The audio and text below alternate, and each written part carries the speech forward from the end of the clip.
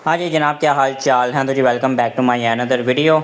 तो भाई आज की वीडियो के अंदर जो है वो अपने पास एक पेडिस्टल फ़ैन आया जिसके हमने बैरिंग चेंज करने हैं।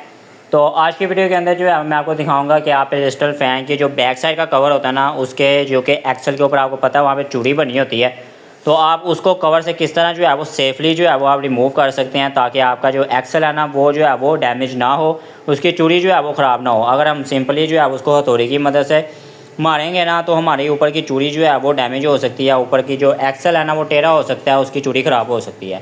तो इस काम के लिए जो है हमारे पास यहाँ पर एक अदर जो है वो गैस लाइटर मौजूद है, गैस लाइटर का इस्तेमाल करेंगे।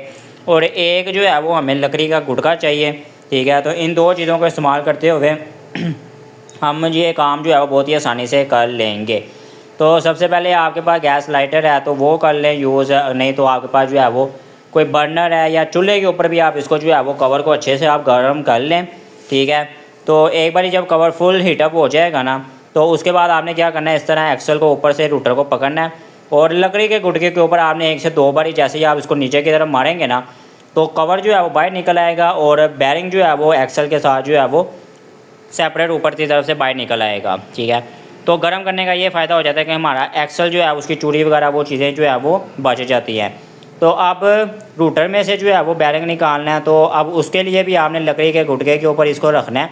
और अगर कोई पास जो है वो रूटर पकड़ने वाला मौजूद हो तो उसको पकड़ा देना, नहीं तो आप इस तरह कोई भी सपोर्ट दे के उसको तो छेनी की मदद से या कोई भी एक्सल यूज़ करके आप एक ही चोट के अंदर जो है वो बैरिंग जो है बहुत ही ईजिली निकाल सकते हैं।